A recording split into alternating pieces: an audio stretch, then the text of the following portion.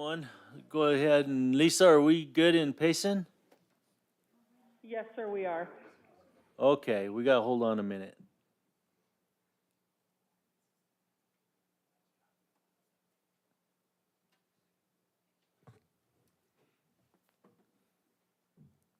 I thought about it. Either now we're ready. And Joseph, we get on YouTube? Okay, good deal. We're on here. So I'll call this meeting to order. It is Tuesday, February 7th, 10 o'clock straight up. Well, Kathy, you can lead us with the flag, and Bernard is going to give the invocation. So. Pledge allegiance to the flag of the United States of America and to the republic for which it stands, one nation, under God, indivisible, with liberty and justice for all.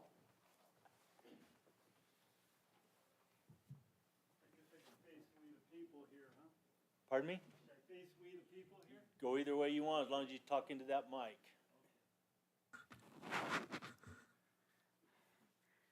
Dear Father, I just ask your presence be with us in this meeting today to do your will and to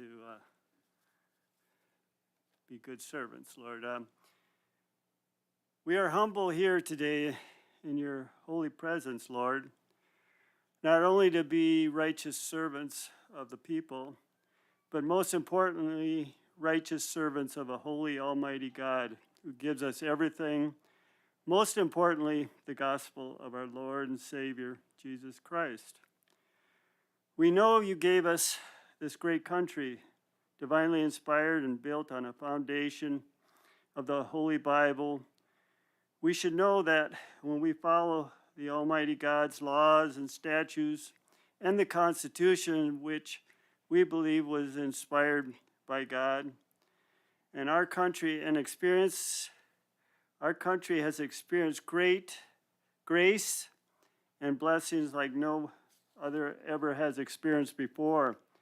Now, Lord, we have drifted far from your laws and statutes and the Constitution, and we can see what is happening.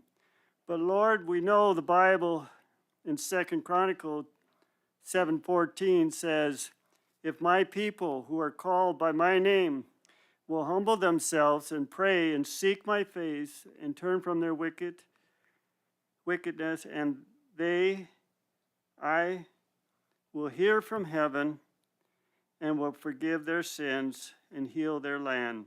Lord, we know we are under a spiritual attack from our flesh, the world, and Satan. But God's word in 2 Timothy 1:7 tells us, for God has not given us a spirit of fear, but of power and love and a sound mind.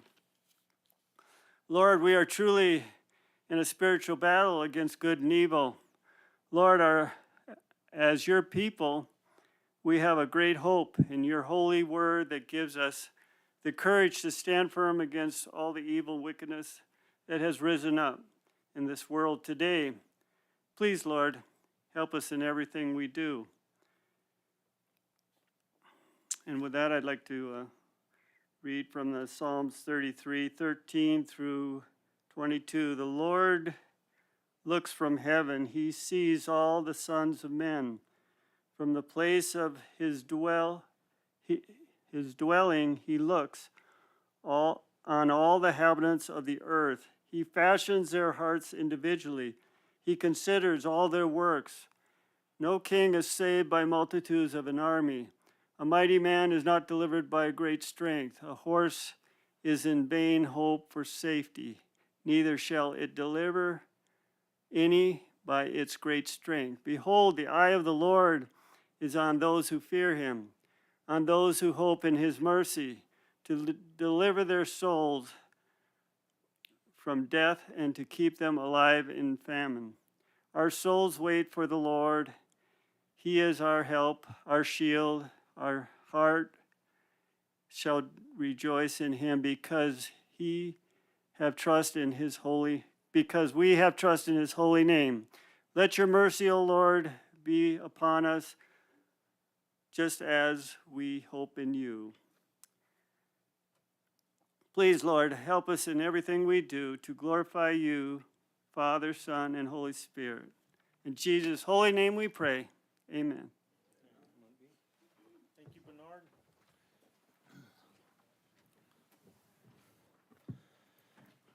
Okay, so we're going to start this morning with 2A presentations.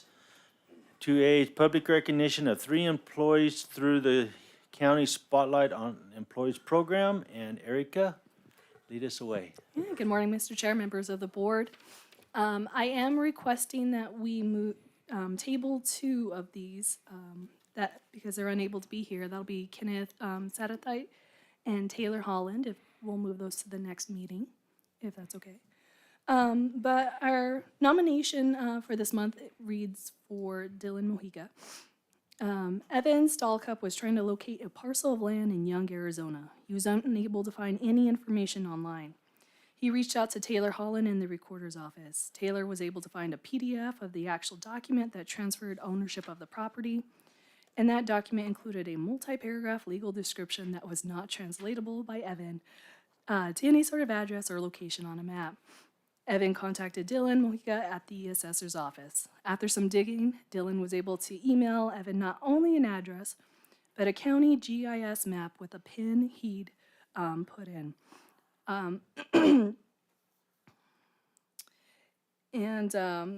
Was able to identify the property and a historical deed card and archive map. So this is all really a long way of saying that I've found Taylor Holland and Dylan Mojica to be highly competent, professional, responsive, diligent, thorough, and altogether pleasant, helpful, and a pleasure to work with. I'm guessing they would both say, hey, I was just doing my job. But these days, finding anyone anywhere who's any of these things, let alone all of them, is all too rare, and I wanted to share my appreciation. This was a letter from Evan Stahlcup. Dylan is with the assessor's office, and he has been with the county for almost 5 years. Dylan?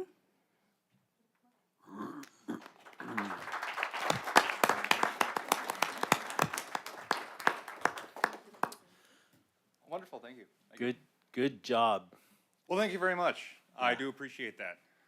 And I apologize for not having a monumental speech prepared for this moment or anything, but I figured it'd at least be customary to give my thanks for this recognition.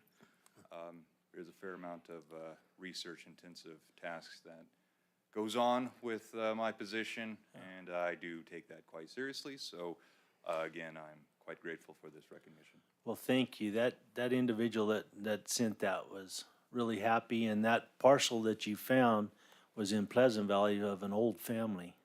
And so that property's been turned over, as you well know, different times, and so finding it was good. Yes, going through the chain is can be a difficult task sometimes, but a little bit of perseverance usually wins through. Supervisors?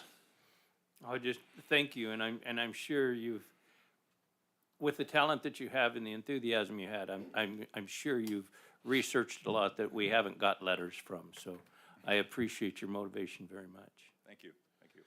Yeah. Thank you, Dylan. Thank you. All right. Thank you, Erica. Appreciate that, and we'll look forward to the next meeting with the other two. So moving on to B, presentation of December 31st, 2022, Gila County financial data as it compares to the fiscal year 23, Gila County budget, and fiscal years 22, 21, and 20 year-to-date performance. Good morning, Marion. Good morning, Mr. Chair. Good morning, Supervisor Humphrey, Vice Chair Christensen. We have before you today the December data. This is just our monthly report that we've been doing now. Hard to believe it, but 4 years of comparative data we have available for you now. And as you can see on this bar chart, for 2023, our salaries and EREs are, this is the first red bar in the first clump, are 54% of budget compared to a 6-month target of 50%. Your purple bar was where 2022 was, your aqua bar is where 21 was, and your orange bar is where 2020 was. The tall blue bar is the full budget, and then your green bar is where you would expect to be at 6 months, fiscal year to date. So then coming over to operating expenses, Our operating expenses year-to-date at 12/31 are 41% of budget, compared to 33% last year, and 55 and 53% the 2 years before that. And then if we look at total expenditures and encumbrances, so this is all of salaries, all of operating expenses, and all of encumbrances for the general fund for 6 months year-to-date, we're at 57% this year compared to 40% last year, 46% the year before, and 48% the year before that. And those variances are attributable to, let's see here, we've got $6.6 million more in 2023 than we had in '22. And that's attributable, half of it is for encumbrances, which just means that the contracts were signed and fully encumbered at the beginning of the fiscal year so that you don't spend the money twice. And then 2.5 million of it is related to salaries and employee expenses. 324,000 is aid to other governments.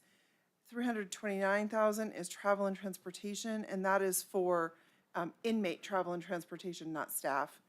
And then support and care of persons is $488,000 increase. That just has to do with the timing of when Access and Altex monthly payments are made. And that's why that shift looks a little bit more than last year.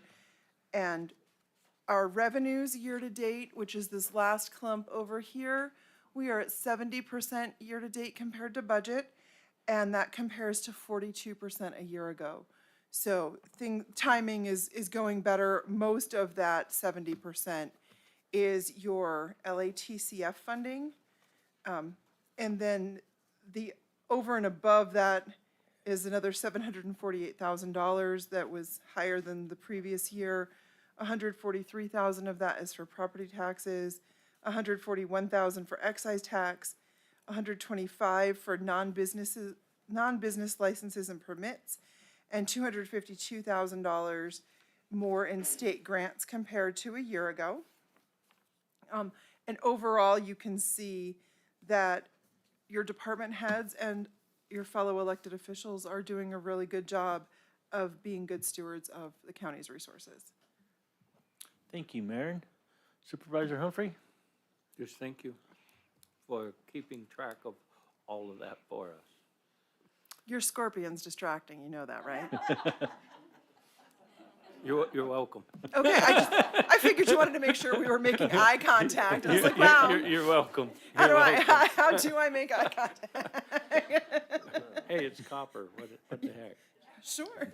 Supervisor Christensen? Thank you, and thank you, Maren. I don't have any questions. Thank you. Yeah, I'm good. Thank you for doing all this and keeping it up. It's a Thank lot, you. it's a lot to go through, so. We do what we can. Thank Mr. you, Menlove, Maren. any questions? Okay. All right, thank you.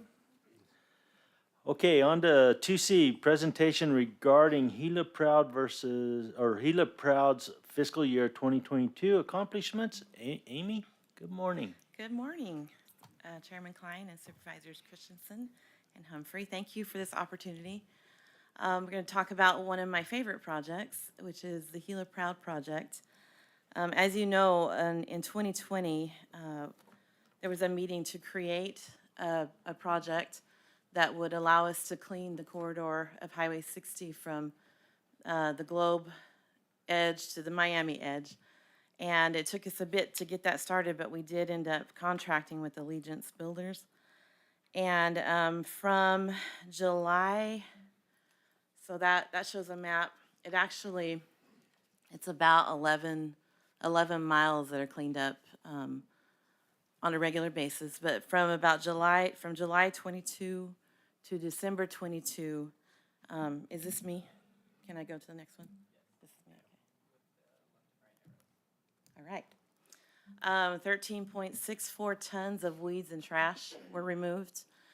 And we've gotten quite a bit of really positive feedback from the people who have businesses or, entrances to their businesses right there. And you can see some of them who have thanked Gila Proud and Allegiance for the work that they're doing. One of the things, I don't know about you, but now that I know there's a lot of cleanup going on, when I drive by and see that someone's tossed out their trash, Stop that. We're working hard to make our community, this part of our community reflect the rest of our community, which is a beautiful, caring community.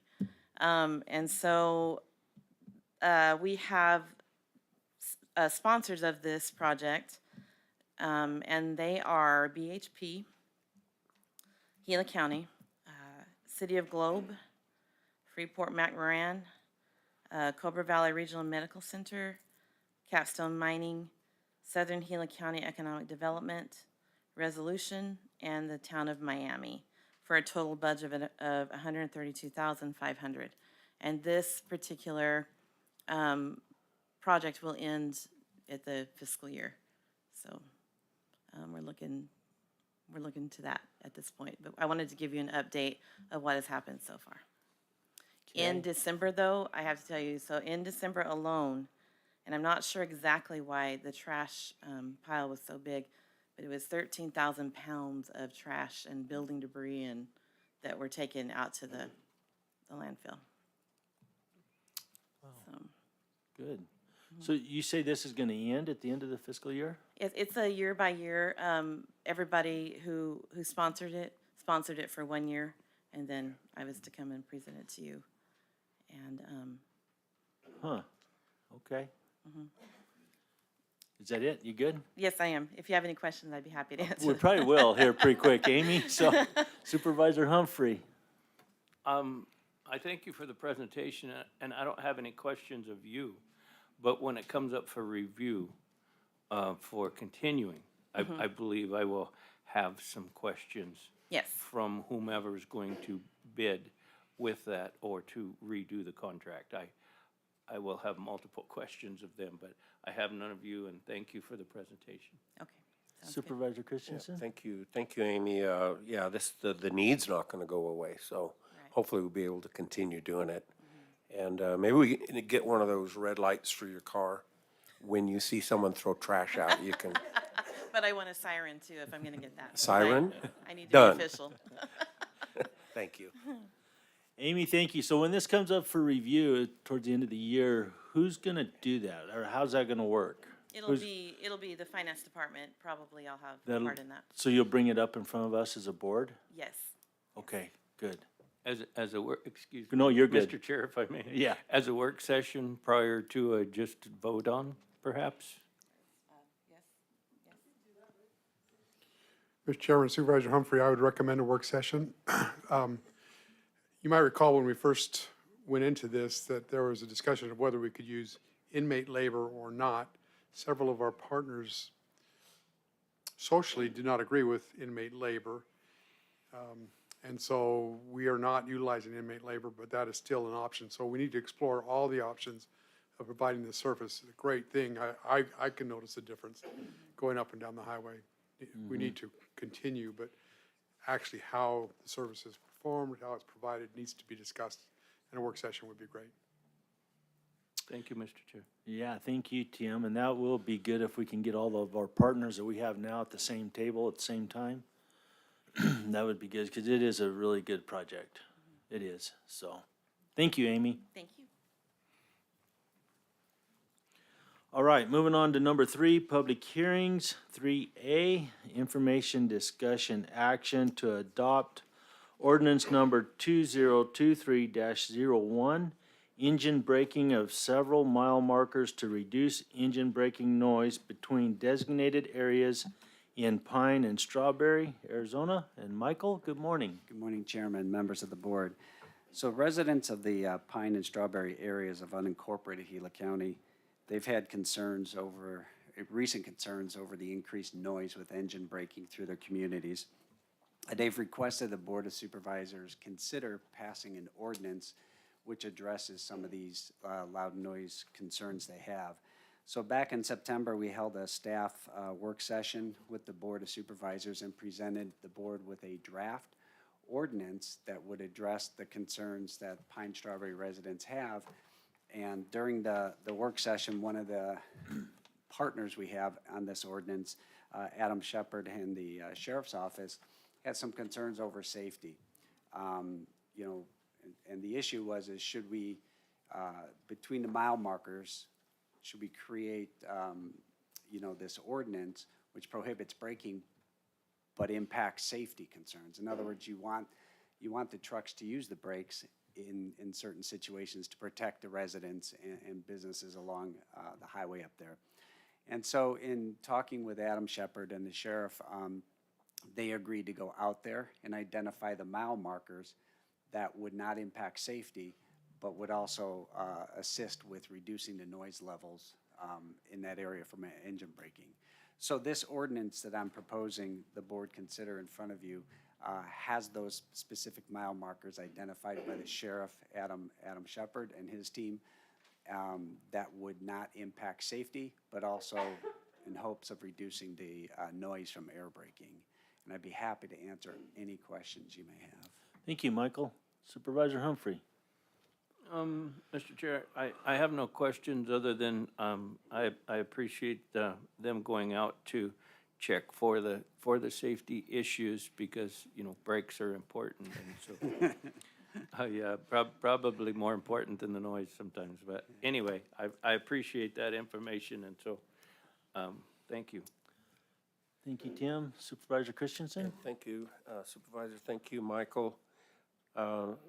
Yeah, I support the ordinance because I know that even if we get the signs in the wrong place right now, we can always change that in the future. And it's just to create less noise in those communities. That's needless noise, not safety concern stuff. So thanks. You bet. Thank you, Steve. So I don't support the ordinance. And the reason I don't support it is these trucks were built with these engine brakes for a purpose. And I don't think there's any substitution to safety, period. And even though you can pick mile markers, and I appreciate the sheriff for doing that and all that, it still becomes a safety issue for the other traffic that's on the road as well. And I believe that in this particular area, it is what it is. And that highway and those trucks were there when the folks moved in. And so, and I know it can be distracting and it can be, noisy. I get it. But what we would take away from those trucks for there to be a potential for a crash or a wreck, I'm not willing to do that. I don't really care what the mile markers are. I'm not willing to do that. But I do appreciate everybody that's worked on this and what they've done to look at it. So, and with that, I will open it up for a public meeting. And we'll start with you, Lisa, in Payson. Is there anybody there in Payson that wants to speak on this? No, sir. Thank you. Is there anybody on YouTube, Joseph? I believe we may have one here in Globe. Frank, do you want to say anything about this? Come on up to the mic and state your name and where you're from, and let's hear what you have to say. I'm Frank Domlin. I own trucks that operate on the highway in Globe. And, so what are we going to do with our school buses? What are we going to do with our fire trucks, ladder trucks, heavy pumpers coming off of those mountains, responding and doing their jobs, and Greyhound buses? Engine brakes are on lots of vehicles that you don't think about that can affect. When the city of Globe was going to do theirs, I spoke and went to their meetings about the same thing, and even offered to give them a ride in a truck and let them know what that brake will do for you versus not having it. The other thing that happens with us in our areas, and especially up there, there's steep, windy roads. And we have trucks coming through carrying everything that we need into our county and out that we have. And they're coming from Kansas and back east. They don't know what the mountains are. So sometimes they can start off a little faster than they think because they may think the hill's not as long as it is. Or that truck gets caught behind somebody that's pulling a gooseneck trailer with a boat behind it, going really slow. So now has to use more brakes to control his speed. And so the issue is noise. So address the noise if there's an issue. and pull those trucks over that are noisy. Do a safety inspection. Make sure that it's not the truck falling apart, because time's money to those guys, and if they get pulled over for noise, they're gonna, so there's very few offenders that have the straight pipes on their trucks that cause that great amount of noise. And so I understand the inconvenience. I live in Globe. I can hear Jake Bricks at my house coming off here to stop at the red lights at Chalos or Hill Street down there. And I can hear the train going through. Makes me smile.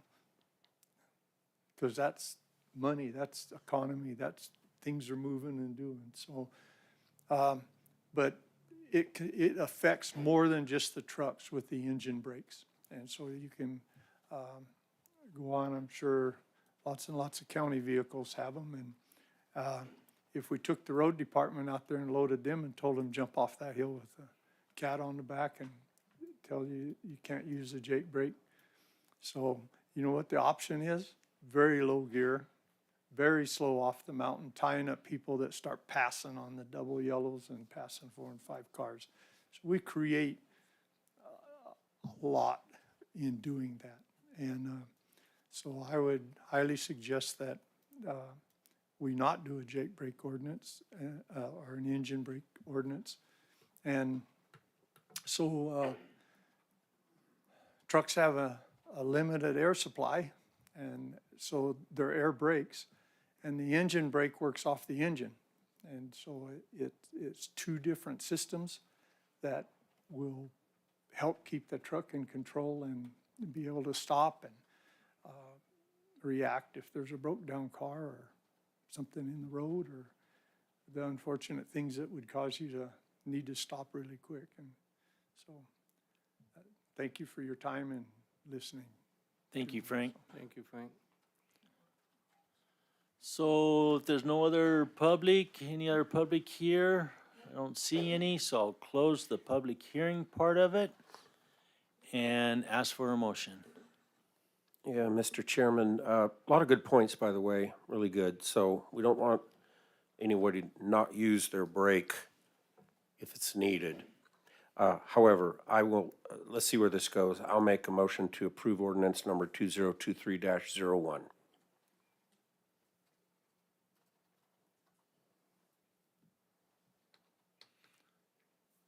Do we have a motion? No motion? Or a second, I'm sorry. We have a motion. I'll get with it here in a minute, James. Do I have a second? No second, so it dies without a second. Thank you, Michael. Thank you. On to the next one, 3B, information discussion action to approve ordinance number 2023-02, Emergency Management Program. Josh, good morning. Good morning, Chairman, Board of Supervisors. So, yeah, Gila County probably up there with anyone in the nation with the amount of emergencies we've faced in the last 5 or 10 years.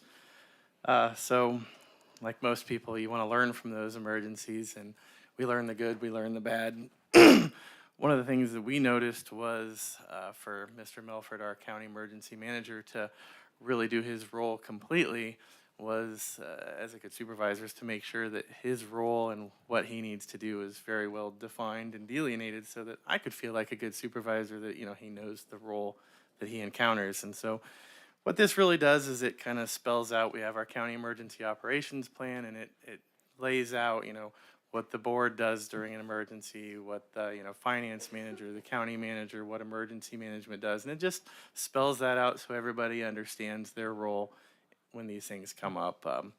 Since the last meeting we did, if you remember at the last meeting, we had questions about the succession plan. So we just struck that whole paragraph out of it. So it just states that the chairman of the board declares an emergency, stops right there. There's no more in there anymore, just so that the board knows. Based on the importance of this and the next ordinance, I did put both of these in both newspapers, North and South, for the 2 weeks to make sure we had that covered. And I think everything else we've discussed before, unless you have any questions. Thank you, Josh. Supervisor Humphrey. Mr. Chair, I have no questions. Supervisor Christensen. No questions. Thank you, Josh. And neither do I, so I'll open it up for a public hearing. Lisa, do you have anyone in Payson who'd like to speak? No, sir. Thank you. Josh, is there anybody on YouTube? And do we have anybody here on the emergency management part? None here, so I'll close the emergency management public hearing and call for a motion. Mr. Chair, I move to approve ordinance number 2023-02, emergency management program. I will second. Having a motion and a second, all in favor do so by saying aye. Aye. Aye. Aye, motion carries. On to 3C, information, discussion, action to approve ordinance number 2023-03, wildlife feeding. Also repeal and replace the previously recorded ordinance number 01-1, bear contact from July 10th, 2001. Josh? Good morning again, Chairman, Board of Supervisors. So at a September 2022 meeting during public hearing, we had some residents bring up concerns about the elk in the area in Payson and Pine. The Board of Supervisors brought it to our attention, and Mr. Minlove had us research. Myself and our animal control department worked with Arizona Game and Fish, and we reviewed all the different ordinances throughout Arizona for what other cities, counties do along, for wildlife feeding. Quite a few of them had done bears before or had moved on in this direction. So we worked with Game and Fish to try to kind of mimic what we saw were the goods and the bads in other ordinances throughout the state. I think we came up with something that really drove the point home of how can we protect the wildlife population and keep it as wildlife and not, I don't know what you want to say, pets. And at the same time, make sure that cattle, businesses, people that want to feed their birds in their yard and those kind of things weren't affected by this. So we brought this to the board in October. There were no major changes in the ordinance discussed. So we've posted this in both of the papers, again, North and South, for the 2 weeks. And I believe we're ready to hear what the thoughts are. Just so you know, I did have 3 different people, 2 emails, and 1 voicemail of support for the ordinance. I haven't personally received anything in opposition to the ordinance. Obviously, we'll hear during public hearing, but I wanted to just let you know that those were available and some good points were made up through those emails.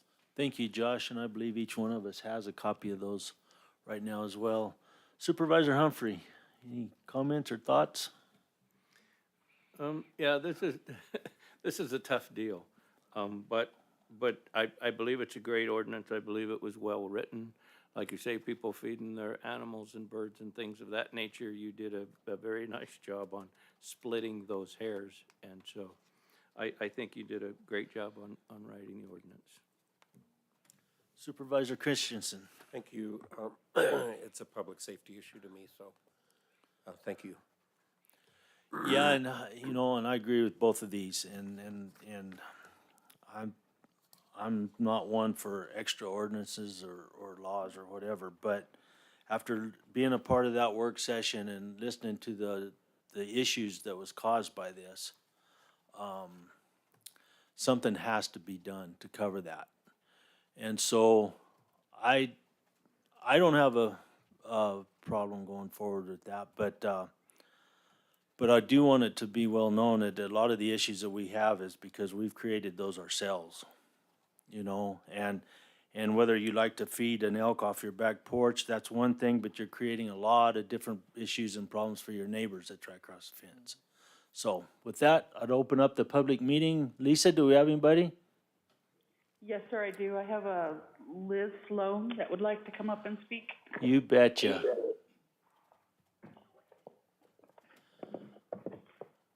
Good morning, Liz. Good morning. 16 North Star Valley Drive, Star Valley, Arizona, 85541. Okay, hang on just a minute. We may have hearing problems here. Try it again. Let's see if Missy can hear you. 16 North Starvale Drive. No, we're hearing you good in the room, but you're not coming across on our computers. I don't know. Whatever they did, I can't hear her at all. Okay. Hey, Lisa, we're going to recall you. Okay. You can stay right here. Take a minute. They're just They're just trying to fix the computer problem.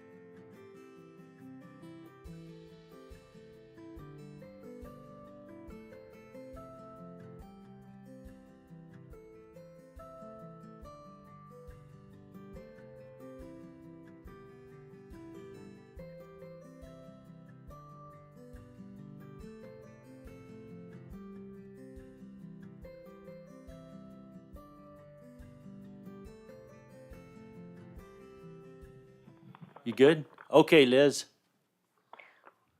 Can you hear me? Yep. All right. 16 North Starvale Drive, Star Valley, Arizona, 85541. I am emphatically opposed to the ordinance 2023-03 regarding feeding wildlife in Gila County. Ben and Jerry, along with others, are a major attraction in this community. Our elk are followed on social media sites daily and have become mascots of Payson. I believe in education, not regulation. What harm is being done by these critters being fed? We live in their woods. It is a well-known fact that the elk in our area are the healthiest herd around, and new regulations will not fix stupid. We need to educate people on how to coexist with these animals. If you encounter them in the park, watch them from a distance. Do not try to pet them for the sake of a cool picture. Teach your kids the same respect and the ground rules for their encounters, and slow down when you're traveling on our roadways. I was raised in Alaska, where I walked past a herd of buffalo that occupied my front yard every day to get to the school bus. Moose, fox, wolves, and an occasional bear were in my yard daily. You learned a healthy respect for these wild critters, and you left them alone or did not encroach on their space. They reciprocated by leaving you alone. They too were fed throughout the winter months when food was very hard to find. People will say that by feeding them, they get used to humans and it harms the hunting.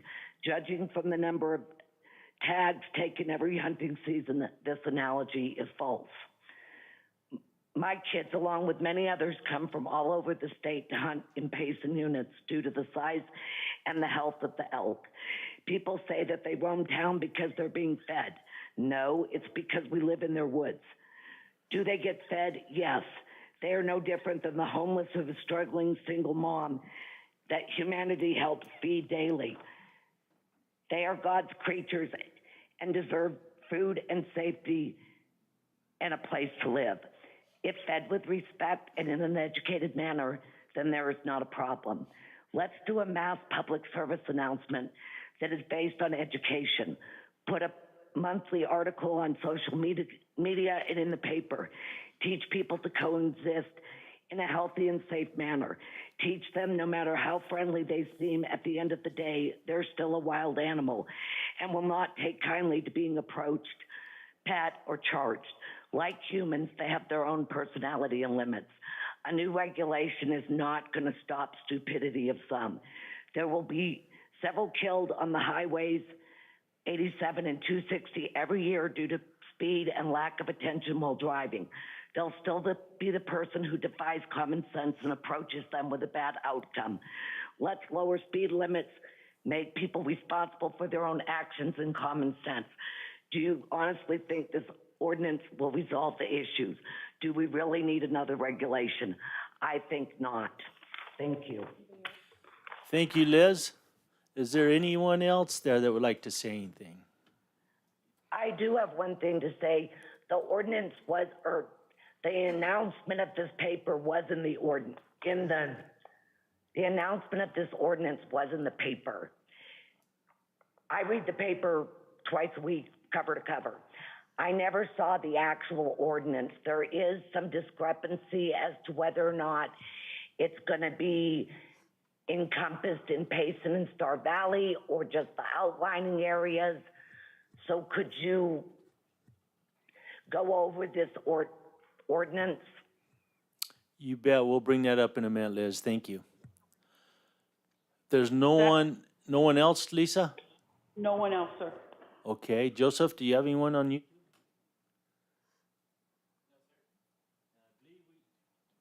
I believe we have Frank here in Globe. Come on up, Frank.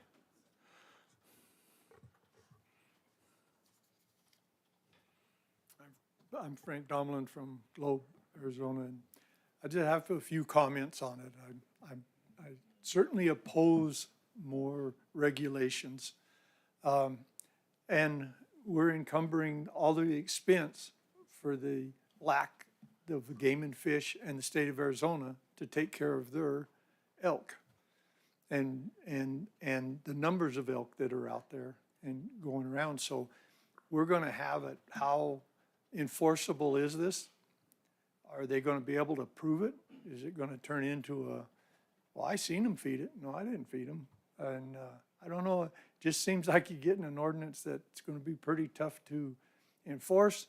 And we pulley everybody out now that's convicted of, or charged with bad criminals. I don't know how our courts are gonna handle more. And so I think the expense should be, and the responsibility should be pushed to the people that are charged with taking care of those animals. And that's the game and fish in the state of Arizona, instead of us here in Gila County. Thank you. Thank you, Frank. Appreciate it. Josh, do you have the ordinance in hand? I do not have it in hand, Do- but it's, You have it, Tim, with you? I think so. Let me look. Yes. It's gonna be what, 3C? Yeah, 3C. I was gonna get Josh to read it, so everybody's gonna hear it.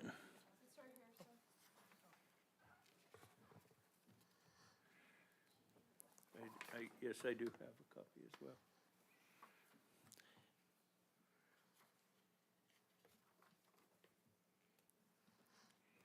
all right. Go ahead, Josh. All right, ordinance number 2023-03, wildlife feeding. It's an ordinance adopted by the Gila County Board of Supervisors of Gila County, Arizona, which regulates the intentional feeding of wildlife or attracting wildlife by intentionally, negligently, or recklessly placing edible material in a place that is physically accessible to wildlife in an effort to protect the welfare and safety of the public and of the wildlife. The ordinance repeals and replaces the following previously recorded document, fee 2002-10314, the Bear Contact Ordinance. Whereas the Board of Supervisors pursuant to ARS 11251 and 11251.02 may make and endorse all local police and sanitary regulations not in conflict with general law. And whereas the frequency of wildlife, human contacts within Gila County are escalating and pose a potential threat to the welfare and safety of the public and to the welfare and safety of wildlife. And whereas the Board of Supervisors has determined that the intentional, negligent, or reckless placing, storing, or discarding of garbage, refuse, human and animal food, or edible materials contributes to the frequency of wildlife-human contacts. Now therefore, be it ordained that the Gila County Board of Supervisors supports the enforcement of regulations for wildlife-human contacts as follows. Definitions: feeding or feed, to feed, is defined as placing edible materials in a location where it can be consumed by wildlife. Attracting or to attract is defined as placing edible material in a location likely to entice wildlife to the source of the edible material. Edible material means any water, human or animal food, food byproduct, refuse, or garbage. Wildlife means all wildlife mammals. Public officials means any federal, state, county, or town employees. Feeding or attracting wildlife prohibited. It is unlawful for any person to intentionally feed wildlife or to attract wildlife by intentionally, negligently, or recklessly placing edible material in a place that is physically accessible to wildlife. Applicability. This section applies to all areas, including those areas within any federal, state, or national park lands that lie within the geographical boundaries of Gila County. Exceptions. This ordinance does not apply to public officials or their authorized agents acting pursuant to ARS Title 17 or Game and Fish Commission rule to order or acting within the scope of their authority for public safety or wildlife management purposes. Edible material located within a residence, closed vehicle, fully closed storage structure, or fully secured trash container that prevents wildlife from opening. Normal agricultural or livestock operational practices, or any person feeding their horses or domestic animals. Seeds, nectar, and other materials for birds or tree squirrels that are placed specifically for attracting wild birds and or tree squirrels in such a manner as to make it inaccessible to other wildlife. Water features such as mountains, fountains, ponds, bird baths, or similar structures where the primary purpose is decorative or ornamental.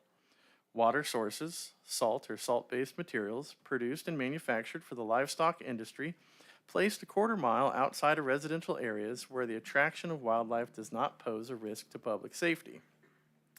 Growing plants or parts of growing plants, including gardens and fruit-bearing trees, and the parts of those plants that may have fallen to the ground. Enforcement. The animal control officer or any state certified peace officer may issue a written warning or citation for a violation of this ordinance. Separate offenses. Each violation pursuant to this section shall constitute a separate offense, and each day a violation remains unabated may constitute a separate offense. Hearing officer. A hearing officer is hereby appointed to hear and determine such cases arising out of this ordinance. The hearing officer shall hold a hearing on each violation reported by an enforcement agent. Notice of the hearing shall be served personally on the person cited at least 10 days before the hearing. The enforcement agent shall use a uniform traffic ticket and complaint for civil cases and citing persons for violations of this ordinance.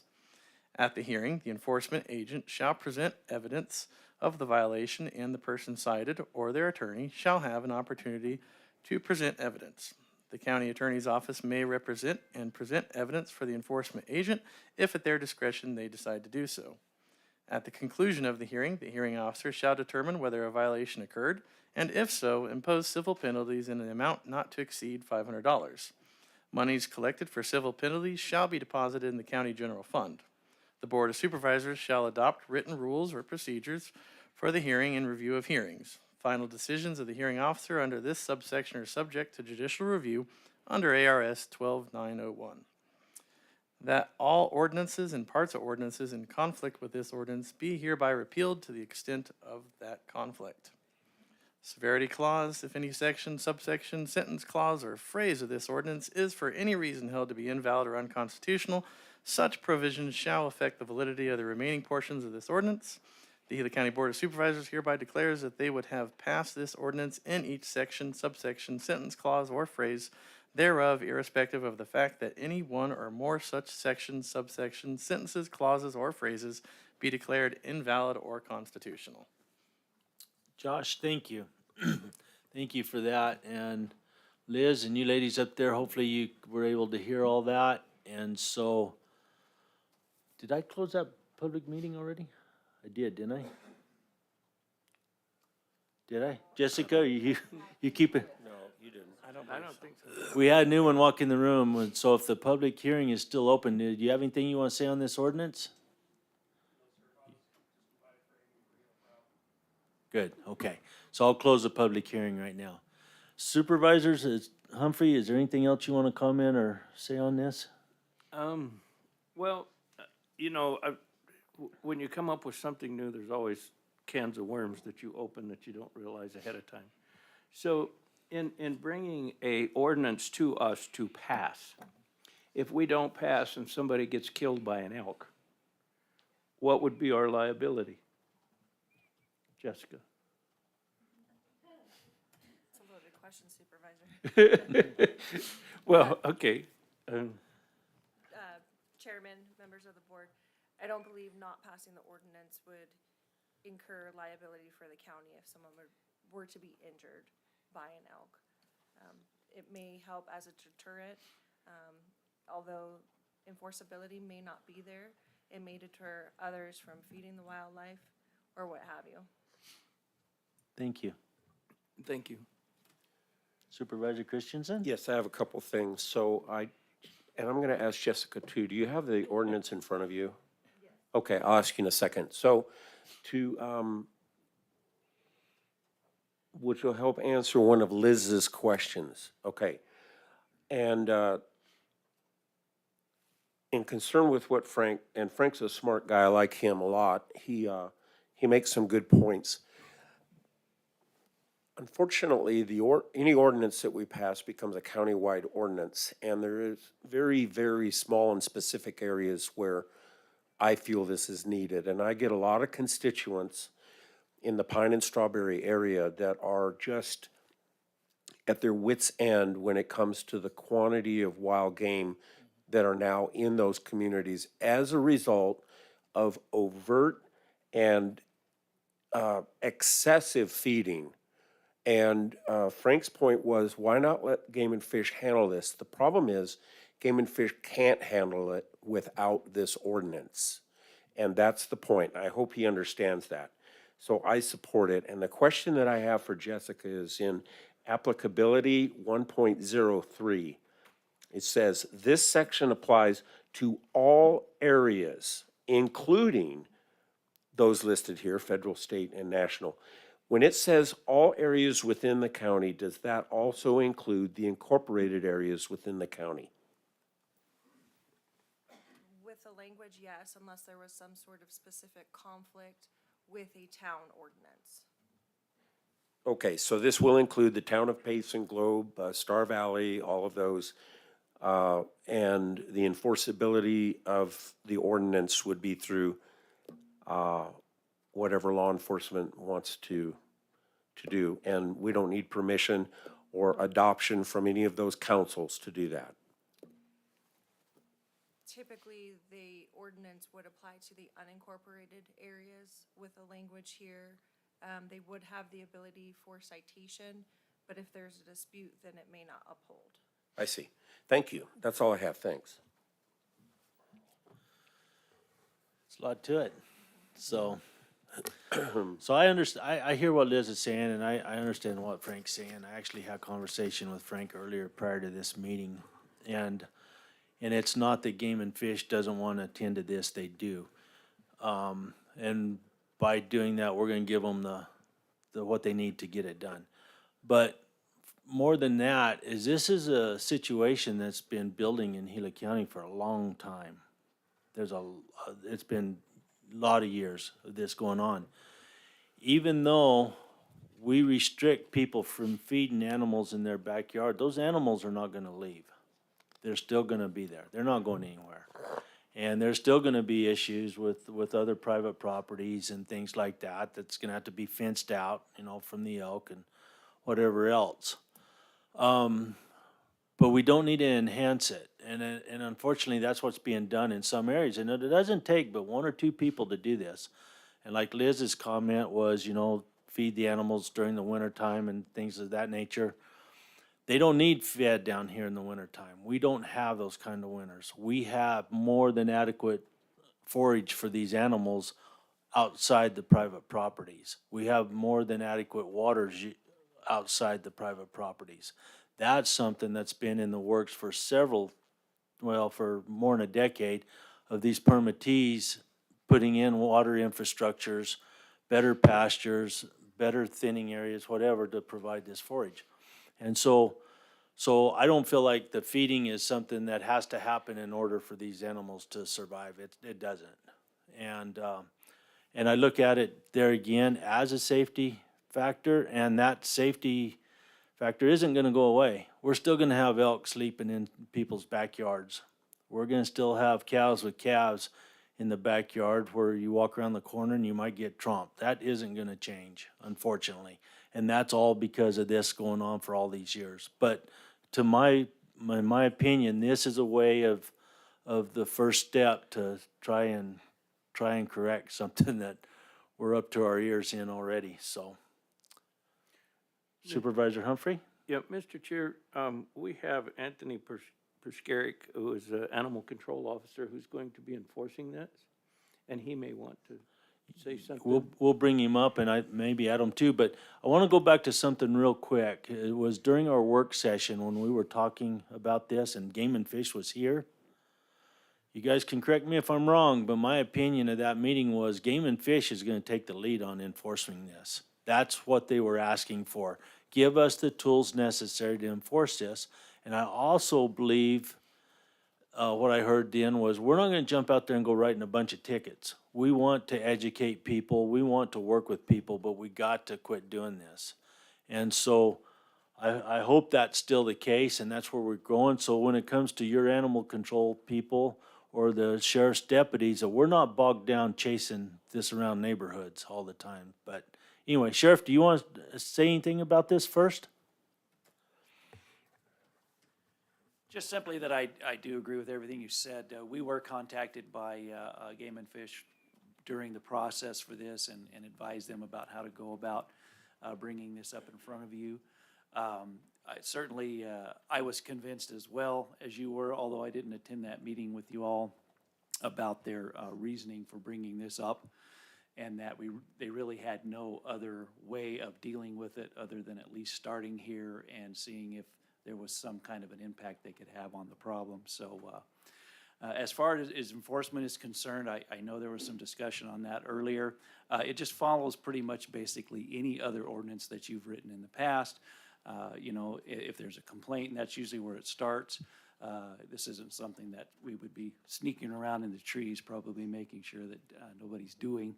A complaint from a neighbor or something like that, go through the regular process of investigating that situation, see if there's any kind of evidence that would point toward that, and then, of course, writing the ordinance, which would go in front of the hearing officer that you've already planned to appoint. So really, that's really different than your other ordinances. We enforce those just the same way, so there isn't any, plus or minus here as far as we're concerned. But we do, how can I say this? We do empathize with Game and Fish not really having any tools to be able to deal with it when they get the complaints. Do you have any questions of me? Supervisors? No questions, thank you. No, thank you, Sheriff. Thank you, Sheriff. You bet. Thank you, guys. Anthony, did you want to speak on this?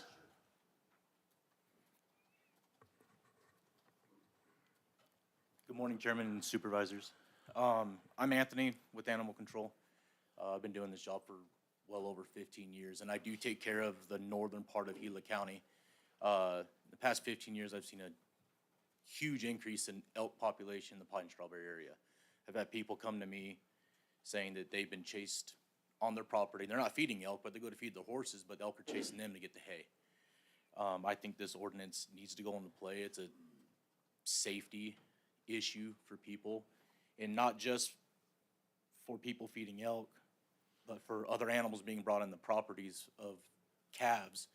That brings in bobcats, that brings in rabies to the area. Mainly to get away from the Airbnbs that are in the area that actually have rules for people to rent to feed the elk this time of day. They're up there in Pine and Strawberry. So that's all I got to say about that. Thank you, Anthony. Do either one of you have anything? I have no questions. Thank you. Thank you. Appreciate that. Well, I think we've kicked this one around far enough, and so I'd entertain a motion. Mr. Chairman, I'll move to adopt ordinance number 2023-03, wildlife feeding. Mr. Chair, I'll second that. Having a motion and a second, all in favor, do so by saying aye. Aye. Aye. Aye, motion carries. Thank you, Josh. On to number 4, regular agenda items. 4A, information, discussion, action to award a contract in response to invitation for bids number 121822, chip and truck green waste from the Russell Gulch landfill to the most qualified and responsive bidder, Chippin' In LLC, in a not to exceed the amount of $200,000 at $650 per load through May 23. Homer, good morning. Good morning, Chairman, board members. Good to be here. So this item is to ask the board to contract an award in response to an invitation for bids that we had for number 121822 for the purpose of chipping and trucking green waste from Russell Gulch landfill. And the reason we need to do that is the green waste that has accumulated, much of that green waste accumulated from storm runoff cleanups is in the way of the expansion. We did ask DIFM to fund a chipper, and we did receive that chipper. We received that chipper September of 2022, last year. The landfill team has used that, but not sufficiently to chip the waste, the green waste that's there. So today, and in the last couple of months, they have been busy with trying to put in place things that extend the life of the current landfill as much as possible, knowing that the expansion is not going to happen, it's not going to be complete till maybe 85 days from today. The contractors, as you know, Meridian has already started. They've been working on it for about like a week and a half. They had 100 days to complete the work, and that 100 days is May 8th. So in the meantime, the green waste is in the way of the trucking, and we need to move it. And so we've contracted, we've bid out for this work. We've advertised. We received 2 bids. The bid that is being recommended today with Chipping In LLC is $650 per load. That's a 20-ton load, both chip and haul. In other words, they're going to take it, I believe they're going to take it to Nova Biomass, just on the one side of Heber, Overguard. Where they take it, that's their business. The contract is to chip and haul. And so they'll be doing that. Actually, when we look at the cost of $650 a load, 20 tons, and we've had some other stuff removed from the landfill, it's a very competitive price. And when you compare what Chipping In LLC has offered to do the work for, it's about half of what the competitor bid. Yes, this is something that we'd rather not do, but today we're where we're at today, and it's something that staff believes we need to do in order to facilitate the work that needs to be done out there. And if you look around, most of the staff's not here. We had a stand-up 8:30 meeting at the landfill this morning. We are still working on the many different parts and pieces of this expansion. The part and piece that we're still working on is the entrance and the placing of the scales and the scale house and the bypass. So when I left them, they were convening at a meeting after doing a site visit, and we're going to be working on that. You're going to hear about one of those board items later on today. But nonetheless, we bring this to you, but when we mentioned this at the time of going out to advertisement, I believe it was one Board of Supervisors says you should approach DIFM to see if they're willing to pay for this expense. And the team actually ran with that. I went back to the building, I mentioned that, but I think they were already working on it. And actually a broader team, Justin Quarles from Emergency Management was a key player. He actually wrote the item to DIFM. Marin, of course, played a role, and Melanie Mendez and Shannon Coons. And with Justin Quarles editing and preparing of the document, DIFM actually we have an agreement with them that they will pay up to $220,000 of this expense. Now, the item that we bring to you is $200,000 that we feel is ample for 5,500 tons of material that need to be removed. If we need to spend the rest of DIFA money for any reason, that's another board item or another action that we take in the future. But today we have that type of funding that we can use, and we will plan to use it. And so the recommendation is that the board award the contract in response to the invitation for bids number 121822 for the chipping and removal of green waste from Russell Gulch landfill to Chipping In LLC for a not to exceed amount of $200,000 at $650 per load. And happy to answer any questions. Thank you, Homero. Supervisor Humphrey? Yeah, I'm glad I brought that up because it saved us the expense. So I'm glad that DIFM is helping us with that. Also, too, I feel like we're behind the 8 ball on this landfill expansion. I think we should have started a long time ago, and for unknown reasons, we have not. And so we come up with expenses and emergencies and things that have to be done right now. Omar, I appreciate you working with that to get us moving forward and as competitive costs as you can. So I appreciate that very much in getting us over this hump. Thank you.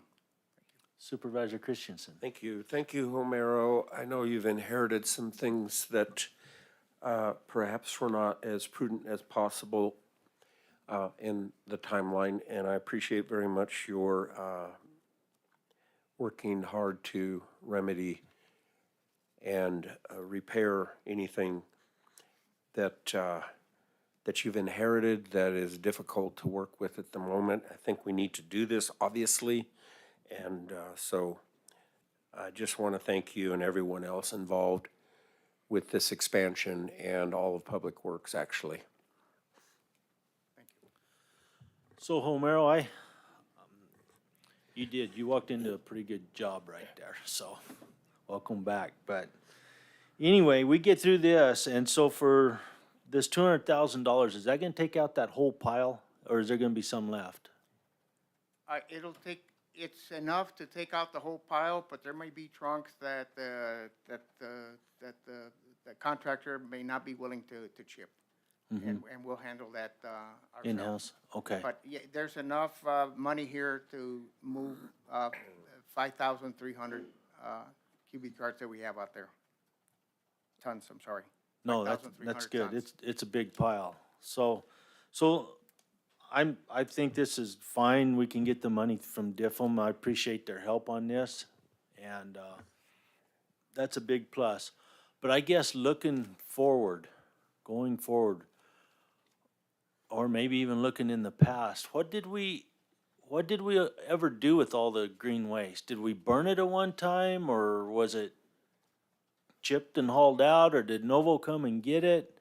What was the deal? Do you know? I think to the best of my knowledge, we've been burying the green waste. Been burying it? Burying it. And we need to do something different. And the chipper that we obtained from DIFM, I think offers us the opportunity to chip green waste, to keep it clean and to chip.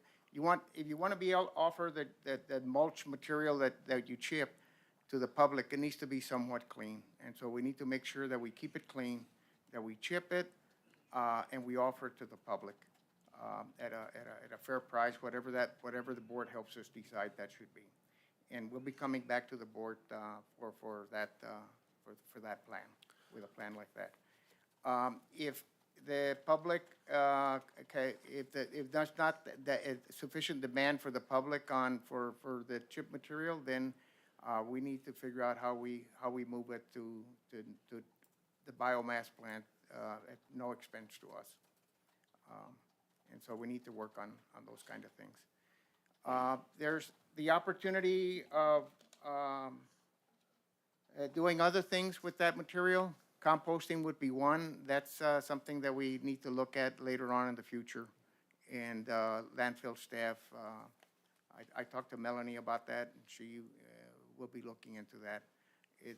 We know from past experience that there's a cost associated with capital assets for composting, but we just need to think of that as being an opportunity for us to at least look at it one more time.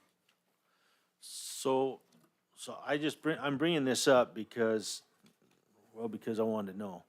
But going forward, I've been to the dump several times in the last 2 weeks, let's say, and there is a lot of people haul those limbs and brush to that dump. There's a lot of it. So when we go in there and muck this pile out, it's gonna start building right back up.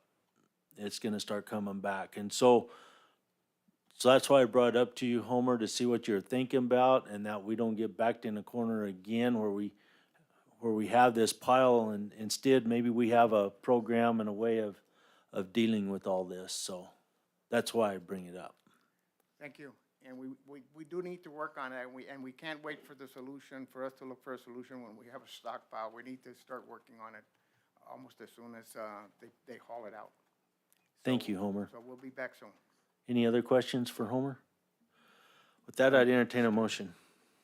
Mr. Chair, I move to adopt a contract in response to invitation for bid number 121822 to Chipin LLC with a not to exceed the amount of $200,000 at $650 per load through May 2023. I will second that. Having a motion and a second, all in favor do so by saying aye. Aye. Aye. Motion carries. On to 4B, information discussion action to award a contract in response to invitation for bids number 010522. Provide and haul 3/8 double wash chips to the most qualified and responsible bidder to Payson Concrete and Materials for this fiscal year 23 season in the amount of $66,000 with the possibility of 3 annual renewals. Homer? Thank you. There's 2 items. The next 2 items have to do with the chipping. chip seal operations that I'm still thinking about the last item, sorry. The chip seal operation that we plan on doing. Actually, we have, in the Globe area, we plan to be chip sealing late April. I've got here from the 24th through the 27th. In the Tonto Basin area, we plan to be chip sealing May 2nd through the 4th, and in Strawberry from May 9th through the 11th. There's areas that we're going to be doing in Whitfield, Ice House Canyon, Six Shooter Canyon, Greenback Road, and Ewing Trail in Tonto Basin, various streets in Strawberry, and in 3 basic areas of the county that we're going to be chip sealing. And I applaud the team for doing that. The first item is to award a contract in response to invitation for bid number 010522, provide and haul 3/8-inch double wash chips. So we reached out to various contractors, Perkins Cinders and Brimhall, Hatch, CEMEX, Superstition Crushing were some of the vendors that were reached out to, as well as Pace and Concrete. And of course, we followed the normal routine of advertising the bids and invited all these folks and put it in the paper and county website, et cetera. And we came back with one vendor, Pace and Concrete, that returned a bid price. It appears to be a good bid price. For example, the material is $18.12 in Tonto, where we would be picking up the material ourselves. At Globe, it's delivered for $35 a ton, and Strawberry, $33 a ton. So I believe that those numbers are fair, even though we only had one vendor responding. So the item for the board is to award a contract to in response to this invitation for bids to provide and haul 3/8-inch double watch chips of the most qualified and responsible bidder, Pace and Concrete and Materials, for this fiscal year 2023 season in the amount of $66,000 with the possibility of 3 annual renewals. Thank you, Homer. Supervisor Humphrey.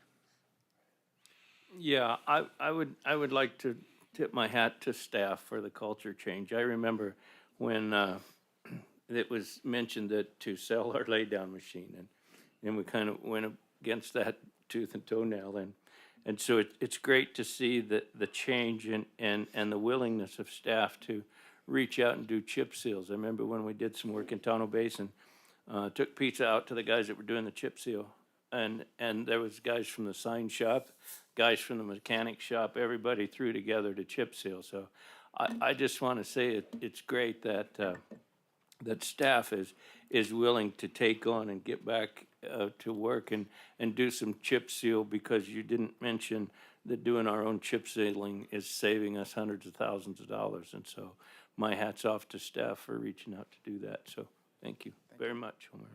Supervisor Christensen? Yeah, thank you. Thank you, Homero. I have no questions or comment. So I have one that I've thought about for quite some time, Homer. Why do those chips have to be double washed? Is there something factual about them sticking better that way, or what's the deal? So the next item that you're going to hear about is the oil that we use. It's called CRP-2P. It's rapid setting, polymer modified asphalt emulsion. And the reason for that polymer that they add to it is they want it to stick to the aggregate. So you put the oil down, and the thickness of the oil should be such that you're covering 1/2 of that chip. And the other half of that chip sticks out to give you friction, so road safety, from a road safety standpoint. But the bottom half is supposed to be, adheres to itself, to the oil, and to the other chips, and it's exactly for what you talked about, is you want adherence to the chip with the oil. And so by double washing these chips, it's more of a guarantee that that's going to Cleaner. happen? Yes, it'll be cleaner. Because I remember when this come about, not too awful long ago, really, when they started really focusing on double wash. So, okay, thank you, Homero. I'd entertain a motion. Mr. Chair, I'll move to adopt a contract in response to invitation for bids number 010522 into Payson Concrete Materials with not to exceed amount of $66,000 with the option to renew for 3 years. Mr. Chair, I'll second that. Having a motion and a second, all in favor do so by saying aye. Aye. Aye. Aye, motion carries. On to C, information, discussion, action to approve amendment number 2 to contract number 110520 to extend the contract term for an additional 1-year period with Hawker and Evans Asphalt Company Incorporated, in which the Public Works Department anticipates this contract to use not more than $325,000 in chip seal oil through May 23. Homer? Thank you. The oil that we talk about, of course, is the other half of the chip seal operation. And the item that we bring in front of you is ask your approval of amendment number 2 to contract number 110520 under cooperative contract B20-01-006 with Hawker and Evans Asphalt Company. Back in 2021, when we put this out for bids, we actually put out for bids. And Hawker and Evans Asphalt Company response was, we have a cooperative contract that we think is the best price. And they offered the cooperative contract, actually Navajo County, that said, this is what we bid, and they won the bid at the time with the lowest price. And so the lowest price allows us, the contract allows us to renew the contract for up to 4 years. The prices that they offered this last time were higher than before. So we went out in December of 2022, just very recently, and we compared other cooperative contracts and determined that they still had a better price. So that's why we bring this amendment, this extension to the board.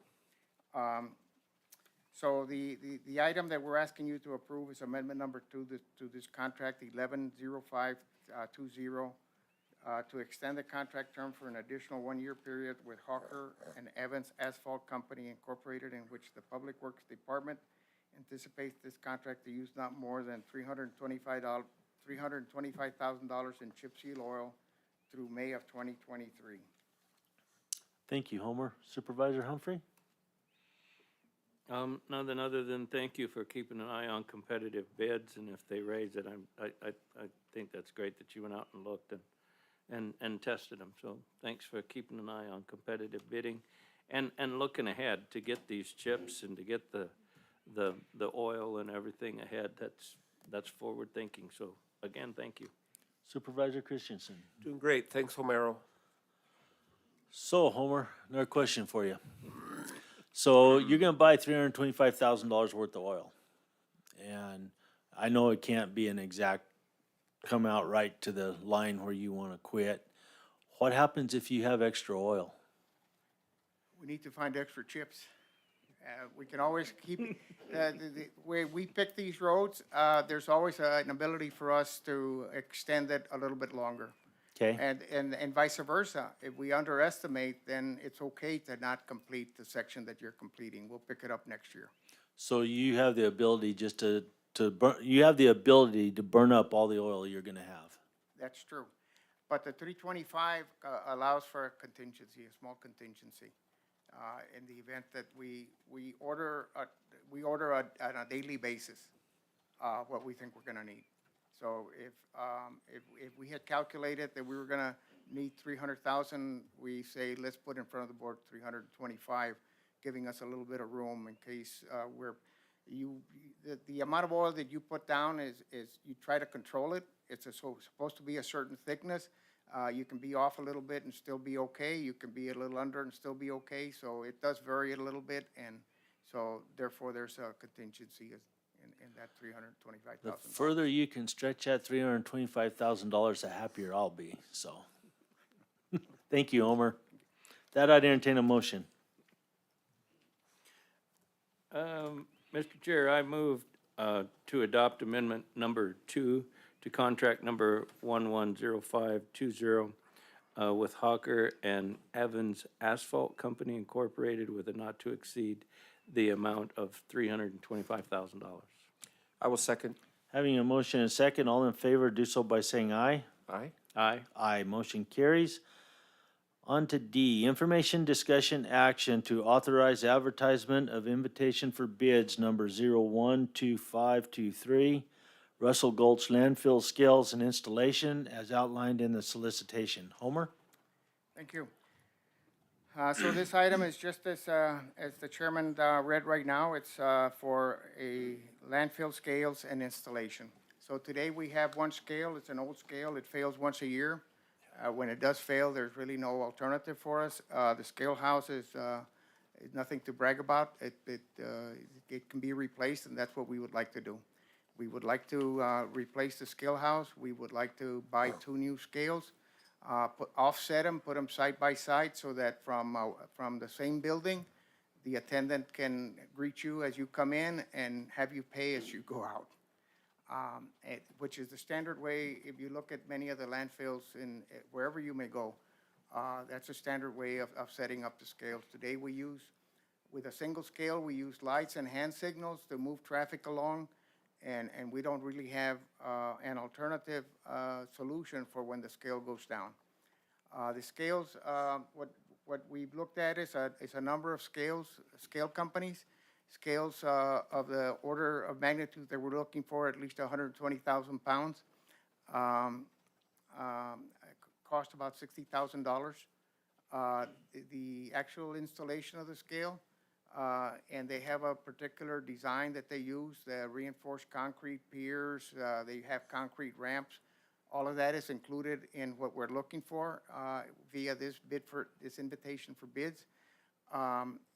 It costs about $30,000 per scale. So we're talking about something that's in the order of $200,000 for the 2 scales installed turnkey with all the electronics and everything else.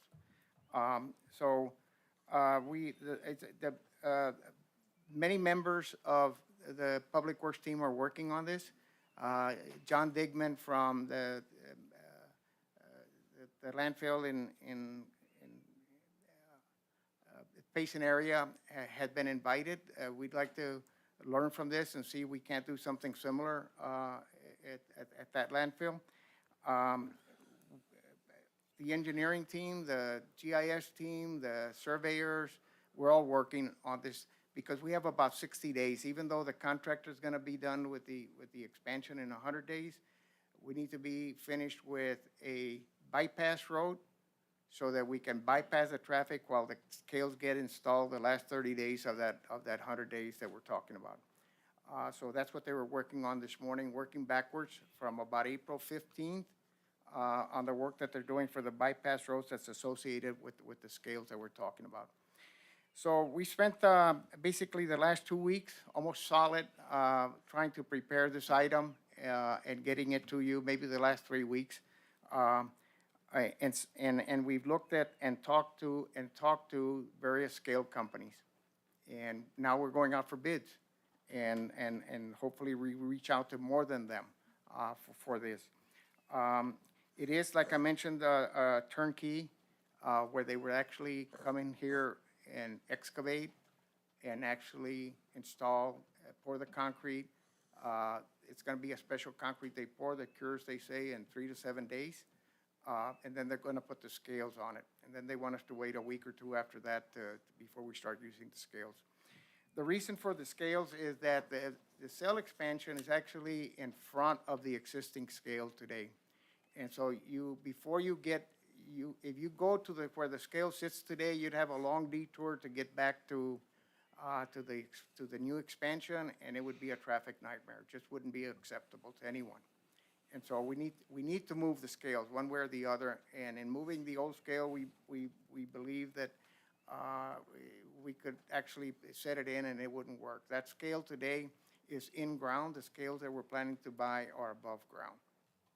And that's also a common practice if you drive to landfills across the country, which I unfortunately have done as I work as a handyman for my children in various parts of the United States. You find that there's very often they're above ground scales.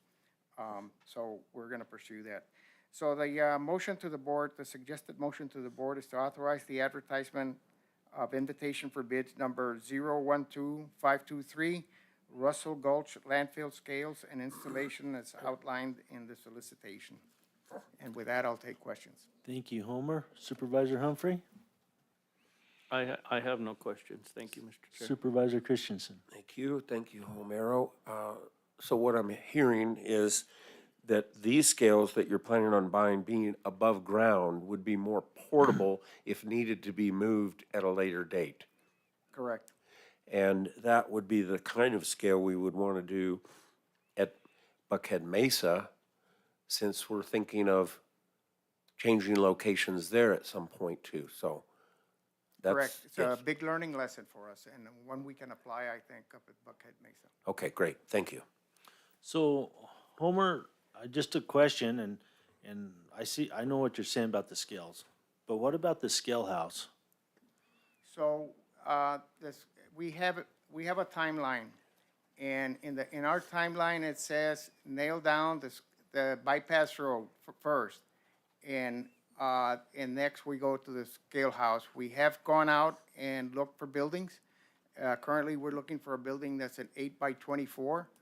The cost of the building is about $10,000. It's a used building that we would be installing restroom facilities, a small office, one desk, and then the two windows for the attendant to be able to look to both sides. There is a charge for engineering drawings for the building of about $4,000 that would allow us to modify it as much as we wanted to, and it has that engineering stamp that we're looking for. Okay, we had a meeting with everyone, countywide meeting actually, with IT, with facilities, with community development, and with the scale house team to make sure that we are anticipating all the things associated with power, the septic. We may have to run it, we may have to put grinders to run the waste uphill to the septic tank that's there. So that's, we're working on that at the same time. The bypass road today is this week's priority, and but at the same time, we're trying to figure out how we're gonna do that. One of the things that the team has talked about is moving the building off-site. Let's remodel the building, and then let's just take the building and put it down where it's gonna sit in between the scales. Today, we don't wanna set the building where it's gonna go because the excavation of it would be in the way of the excavating the scales.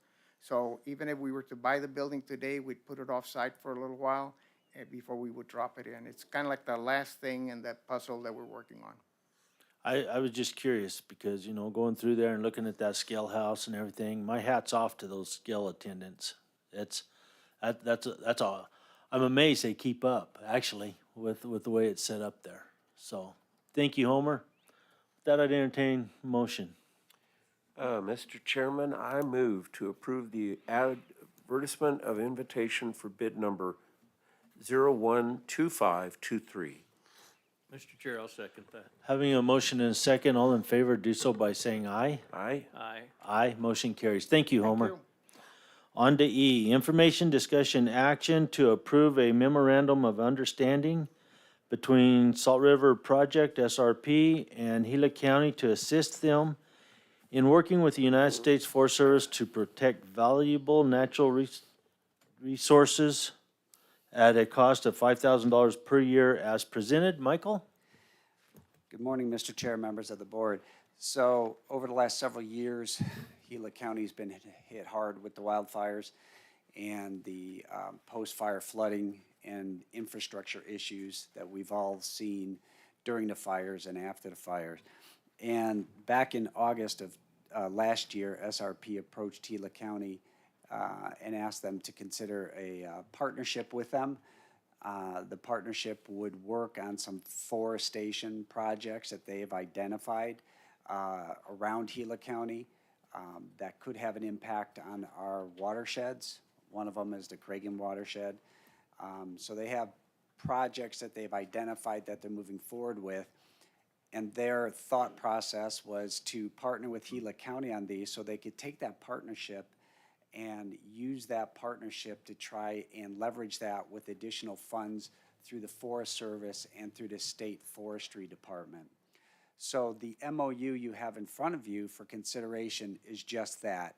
It identifies what Gila County does for this $5,000 a year and what SRP does for Gila County and how the partnership looks and how we work together to identify future projects, as well as how we market this and how we can leverage this partnership to gain more partners, as well as leverage this partnership with more possible future funding with the Forest Service and the State Forestry.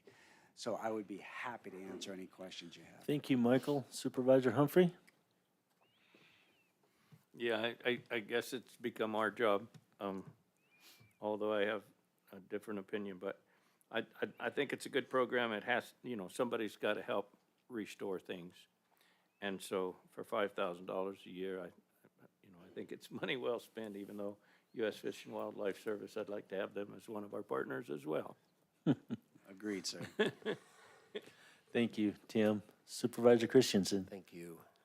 Thank you, Michael. So the $5,000, not a lot of money, but what do we get? Is it administrative costs there, or what's that do, 5,000?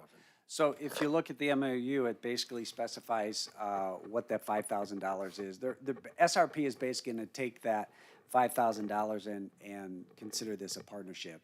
So that $5,000 basically is a little skin in the game for Gila County to put into some of the forest thinning programs that SRP has already identified adjacent to Gila County and next to Gila County to protect, especially up north, the Cragen watershed, since we've seen some of the damage here, as well as protect some of the infrastructure. So they're working with the State Forestry and Forest Service, and they have identified approximately 20 different projects that they've done the environmental reviews on already.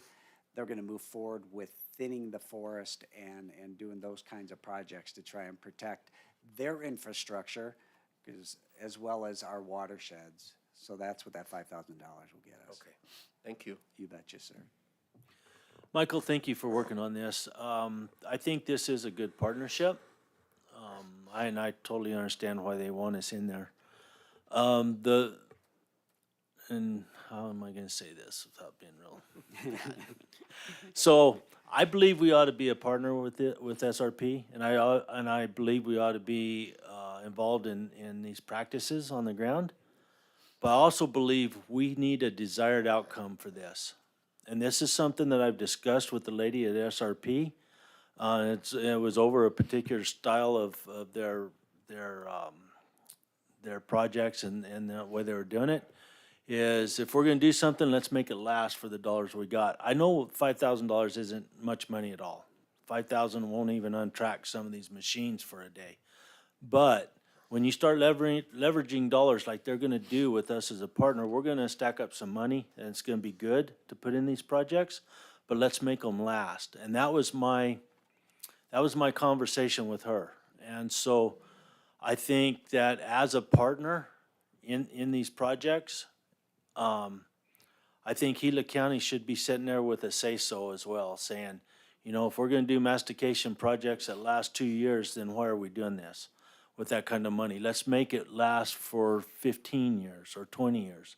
And so there's things that, I guess in a real short way of putting it, I just don't want to throw money out on the ground that doesn't do any good.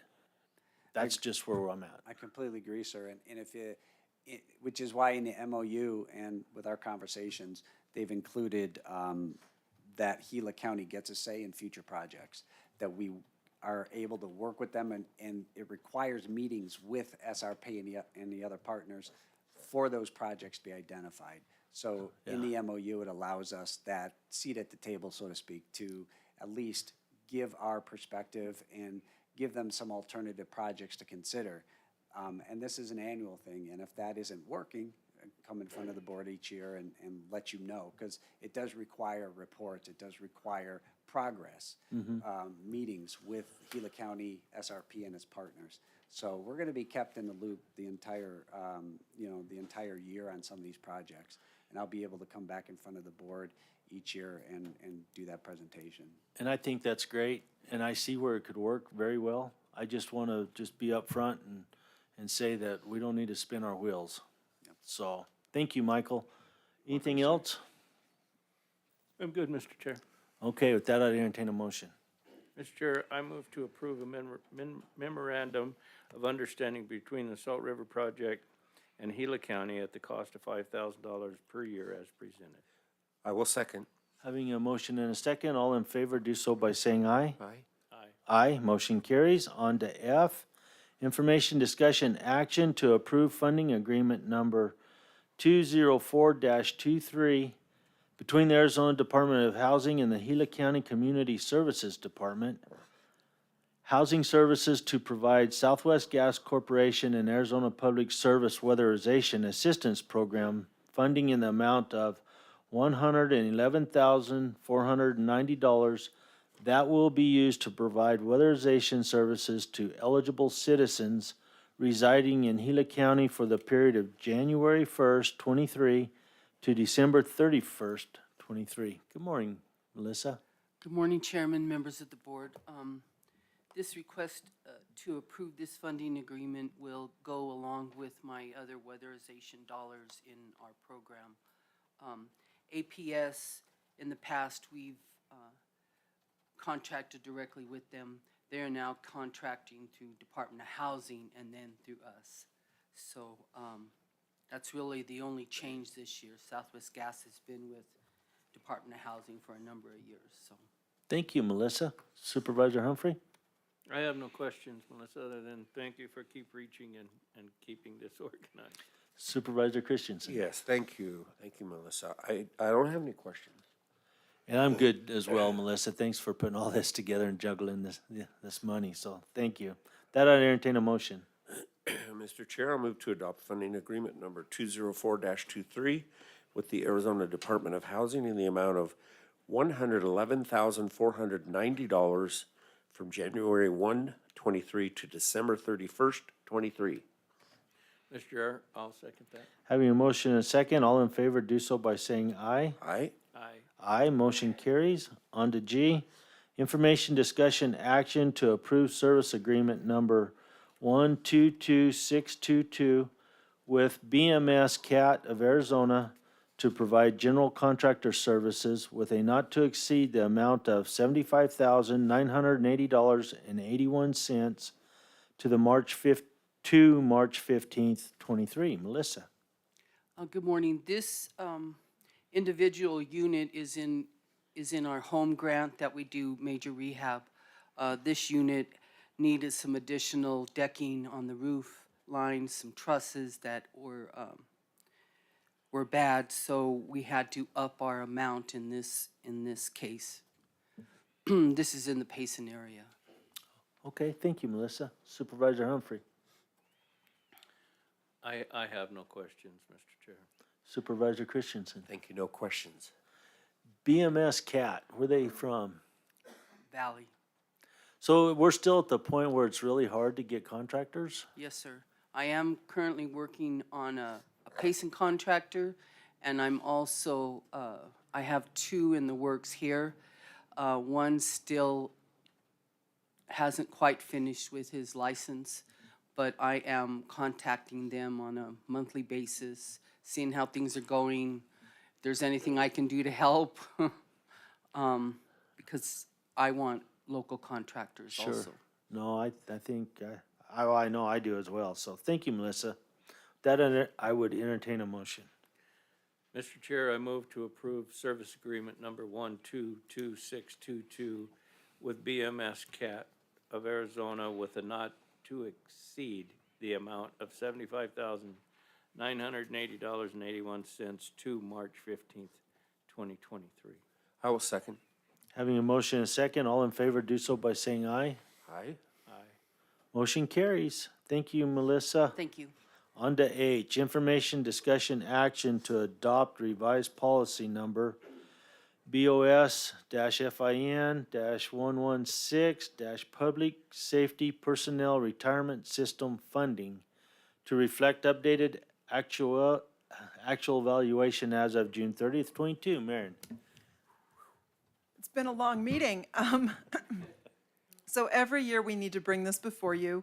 It shows you the updated data from Foster & Foster, who are the actuaries For the PSPRS system, we are required to show it in this format according to state statute.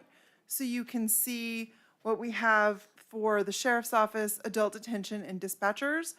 And you can see the assets, accrued liability, and unfunded actuarial liability, and funded ratios for each of these. So prior to the time when the board authorized us to pay off the PSPRS liability, that unfunded actuarial liability was a negative number. So the column where you see, well, we don't really have a laser to show you, but the column where it says unfunded actuarial accrued liability, or UAAL as they call it at PSPRS, those would be negative numbers, and we would have to stand here and ask you for permission to find a way to fund that. Because all of our funded ratios are over 100%, based on the current actuarial liability, we have no additional funding requirement this year, which frees up resources to do other things. Thank you, Maren. Thank you Supervisor- guys for authorizing us to pay it off. It made a big difference. Supervisor Humphrey, I have no questions, Mr. Chair. Supervisor Christensen. Thank you, Maren, very good, thank you. That was a really good lick we did on that, and so. We did cut down the mountain. We did, and I think we ought to all be proud of that, because it is saving our folks a ton of money. Maren, thank you for putting all this together and keeping up, and I'd entertain a motion. Mr. Chair, I'll move to approve revised policy number BOS-FIN-116, the Public Safety Personal Retirement System funding. Mr. Chair, I'll second that. Having a motion and a second, all in favor do so by saying aye. Aye. Aye. Aye, motion carries. Thank you, Maren. Thank you, gentlemen. On to L, information discussion action to approve an economic development grant to the Gila County Gem and Mineral Society in the amount of $2,000 that the board has determined to be for the benefit of the public. Supervisor Humphrey. Yeah, Mr. Chair, the Gem and Mineral Show has been putting on shows for quite some time, and they do bring a lot of people to our community in those 2 days, as well as offer a lot to the people that live here. And so I have put in for this for them to help them with their annual show that they do here. Thank you for doing that. Supervisor Christensen, any questions? No, just thank you for helping. So my question is to you, do you want to split that amount? Mr. Chair, we can do that. That's entirely up to you. If you would like to split it, I don't think they would mind a bit. And so, yes, but like I say, the good that they do is worth every penny of this, and so, yeah, 100%. I would, if you're willing to split this, I would let them know that you have chimed in to help with that. Jessica? Mr. Chair, members of the board, there's also the authority for the art support fund. You can go under either or, so it doesn't need to come out of your economic development grant. It could also come out of the art support fund, which has already been budgeted for. Okay. Well, I'd like to help you with this and however it goes and be a part of it. Supervisor Christensen, you want in? Do we need to change the motion? No, the authority is listed in the staff report, and both of the statutes require that the board determine that it's for the benefit of the public, so you're good either way. Okay, thank you. Thank you for doing this, Tim. I totally agree with you on that. It's a big deal for us as well, so that I'd entertain a motion. Mr. Chair, I move to approve the economic development grant to the Gila County Gem and Mineral Society in the amount of $2,000 that the board has determined to be for the benefit of the public. I will second. Having a motion and a second, all in favor do so by saying aye. Aye. Aye. Aye, motion carries. Okay. Number 5, consent agenda action items. Either one of you want to address anything separately or take anything off? Mr. Chair, I'm good with it as is. I'm good with it as well. Mr. Chairman, Yes, sir. there is an item that I would like to have pulled off of the consent agenda. It is item under county manager approved contracts under $50,000. Professional services contract number 121322022, which is related to BOS, a legal firm, and they have been contracted to give legal advice and help us through a legal issue.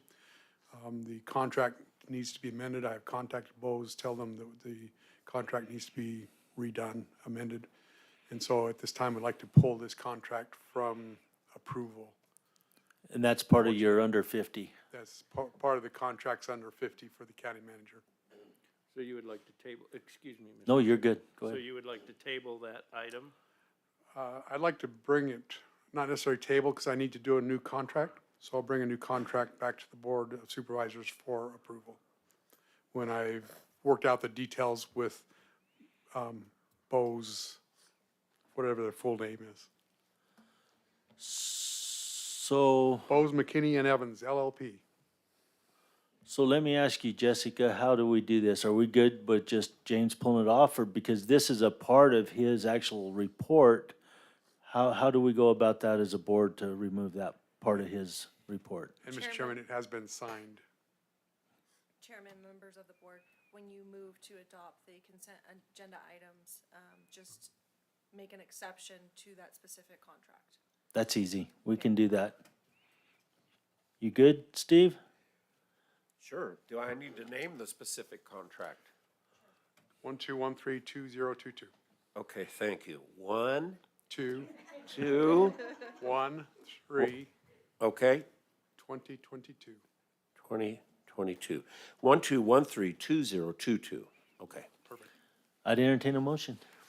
Well, Mr. Chairman, I move to approve consent agenda items 5A through 5H with the exception of the aforementioned contract 121322022. Mr. Chair, I'll second that. Having a motion and a second, all in favor, do so by saying aye. Aye. Aye. Aye, motion carries. Thank you, James. Call to the public. Lisa, I think all your company left.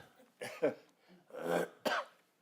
think she did too. There she is. No, Whoa. sir, we're good. Okay, thank you. Joseph, are we good on YouTube? And I don't see anyone here now for call to the public. So let's go on to 7. At any time during this meeting, pursuant to ARS 38431.02K, members of the Board of Supervisors and County Manager may present a brief summary of current events. James, do you want to start? Sure, Mr. Chairman, I'd be glad to.